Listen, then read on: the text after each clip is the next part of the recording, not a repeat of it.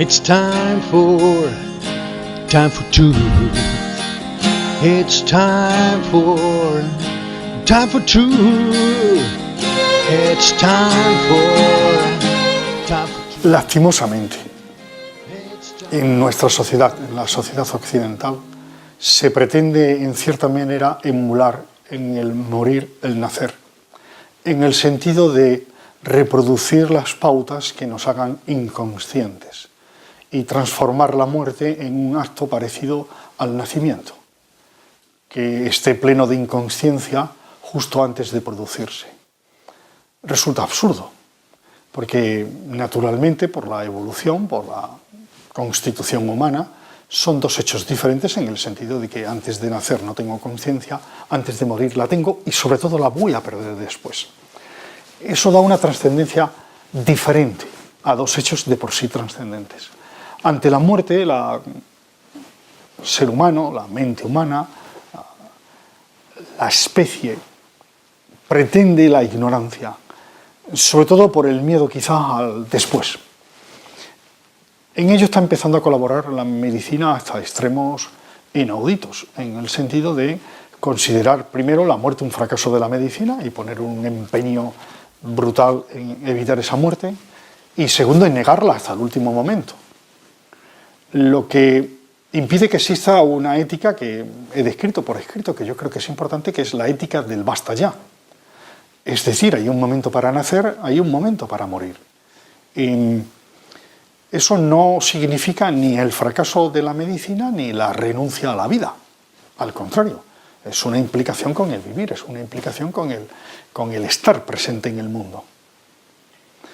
¿Por qué estamos aceptando esta visión de la medicina un poco brutal? Diríamos hasta cierto punto, hasta el punto de pretender ver la muerte continuamente como fracaso y negarla hasta el último momento, hasta convertir la muerte en un hecho dificultoso, en el sentido de UCIs, de unidades de cuidados intensivos, de tubos, de medicamentos compasivos, de un coste brutal y de efectos adversos. En una parte yo creo que enorme, porque hemos perdido la espiritualidad que implica el vivir. La medicina, por más que se presente como biopsicosocial, sigue siendo biológica. Y es más, las tendencias van a ser más biológicas, a ver más el ser humano como una máquina, como un amasijo de músculos, tendones, huesos, en el sentido mecánico del siglo XVIII, y posteriormente un amasijo de bioquímica, de moléculas, siglo XIX, comienzo del XX, y en el momento actual, en el XXI, a un conjunto de genes que parecen determinar todo. Lo cual es muy poco científico, por otra parte. Por ciencia sabemos que sabemos poco.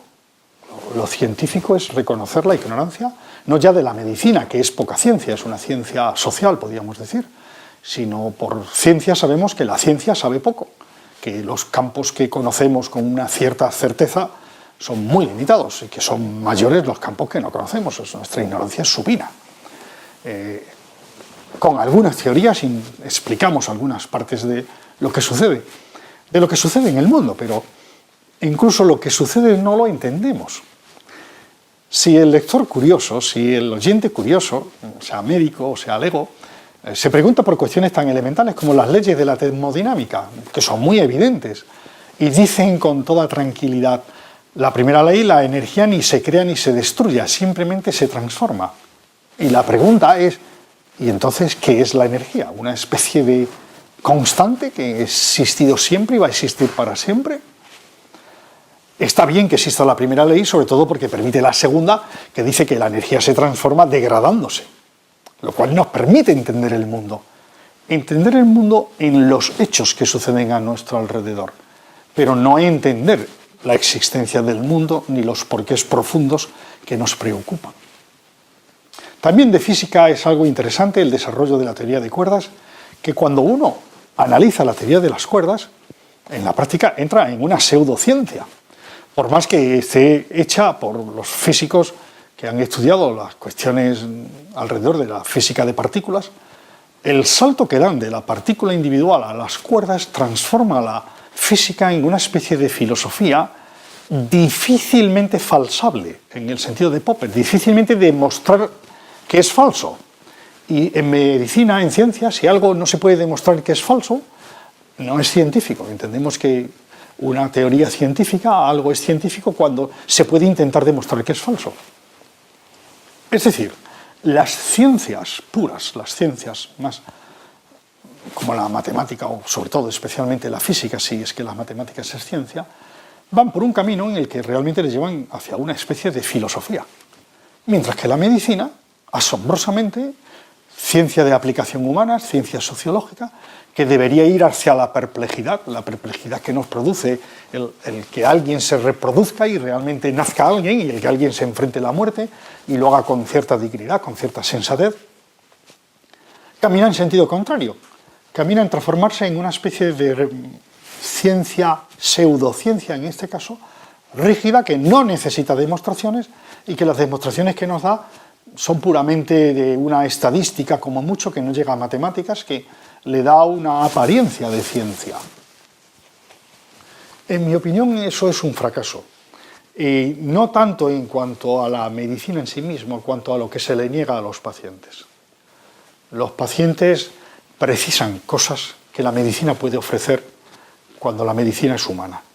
Si la medicina solo es falsa ciencia, si la medicina es solo algo construido con estadísticas, con números, la medicina deja de ofrecer cosas y se mecaniza. Y obtenemos entonces cuidados que no solo son de médicos, también son de enfermera, también son incluso trabajadores sociales, incluso otras profesiones, desde el técnico de radiología hasta en las que las cuestiones pasan a ser puramente biológicas. Pongamos, por ejemplo, la mujer que se va a hacer una mamografía en el cribado de mama, con independencia de que tenga utilidad o no. En todo el proceso puede ser que esa mujer no se tope con un profesional con el que pueda hablar. La mujer es invitada por correo, la mujer va a un puesto en el que hay mamógrafos, la mujer expone sus mamas con un técnico que puede ser persona amable, puede ser persona delicada, pero no puede discutir ni comentar los agobios, las preocupaciones, la ansiedad de la mujer que piensa, recuerda su madre muerta de cáncer de mama, una amiga muerta, qué significa exactamente, me han apretado esta vez más, ¿por qué me aprietan esta vez más? Recibe con posterioridad una carta y finalmente, pues a lo mejor termina con su médico de cabecera, con su médico de familia, o no, ni siquiera. Con lo cual es una especie de monstruosidad, no encuentro otra palabra para definir, un proceso en el que la mujer recibe la carta, recibir la carta invitando a la mamografía de cribado de la población, a algunas mujeres les hace llorar de preocupación, otra vez la mamografía, tengo que pasarla, tendré o no tendré, me pasará. Eso que a algunas personas les puede ser indiferente, a la mamografía, si están diciendo que no vale para nada y lo tiran a la basura, para otras personas el simple abrir la carta y leerlo produce una conmoción que termina en lágrimas. Esa inadecuación entre el sistema sanitario, que trabaja como si fuera una máquina de producir churros, y las personas que están implicadas en el proceso, hace que sea un fracaso si no producimos una mixtura o una respuesta adecuada a las preocupaciones. Y el ejemplo que estoy poniendo no es baladí. Por más que se quiera hacer, generalmente esa es la pauta. Eso vacía de contenido a la medicina. Eso desacredita al sistema sanitario y a los profesionales. Parece un poco que los profesionales estamos para cumplir unas ciertas de normas, reglas, protocolos, algoritmos, cuyo simple cumplimiento asegurará una mejor salud. Lo que por los hechos está diciéndonos que la salud es pura biología. ¿Dónde está la espiritualidad? ¿Dónde está eso que no entendemos? ¿Dónde está esa creencia que comprendemos nuestro cerebro? ¿Dónde están esos sentimientos personales? Y estoy hablando de espiritualidad y de sentimientos, y no estoy hablando de religión. Quiero separarlo porque entiendo por religión una estructura organizada de espiritualidad, que naturalmente cuando está bien desarrollada tiene que ver mucho con la espiritualidad.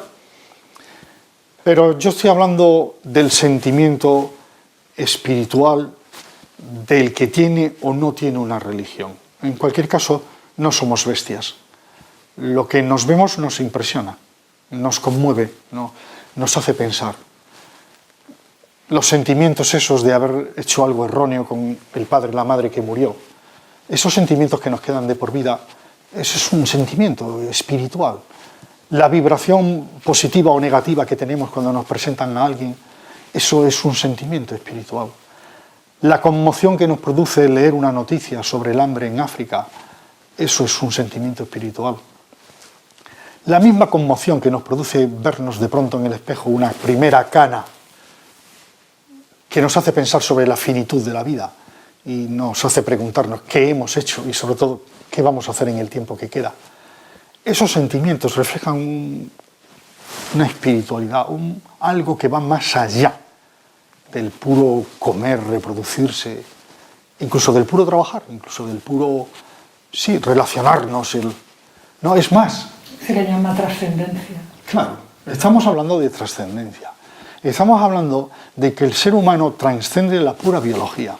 No somos ese amasijo mecánico de huesos y músculos y articulaciones. No somos el amasijo de bioquímica, de potasio, de hormonas. No somos el amasijo genético.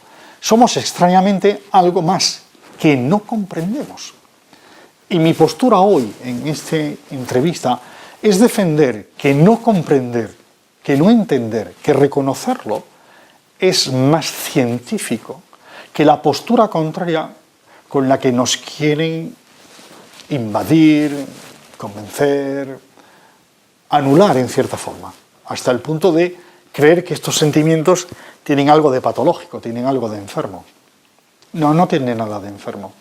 Es normal que uno se conmueva, es normal, y algunos psiquiatras conscientes, inteligentes, demuestran clarísimamente que uno entra y sale de un sentimiento depresivo. Y es normal. Yo hoy me siento con ganas de comerme el mundo y dentro de 10 minutos no sé bien por qué querría morir. Y eso no es un trastorno bipolar, eso no es ninguna enfermedad, eso son la vida, los sentimientos que tenemos dentro, que trascienden. Porque somos seres trascendentes, somos capaces de cosas milagrosas, capaces de cosas increíbles. Pasamos por delante de una puerta en la que hay un incendio y entramos en la casa y salvamos a un niño con riesgo de nuestra vida sin pensarlo. Y al tiempo somos cobardes y somos canallas y vemos un billete de 100 euros y nos lo metemos en el bolsillo y ¿por qué sí? Casi ni lo necesitas, sí. Pero son cosas que hacemos. Si la medicina no es capaz de hacer estas cosas, si la medicina oficial, si lo que llamamos médicos alopáticos o enfermería alopático o profesionales sanitarios alopáticos en general, no es capaz de responder a estas cuestiones en las que la espiritualidad, los sentimientos, la trascendencia cuentan, será un fracaso. It's time for two. It's time for two. It's time for two. It's time for two.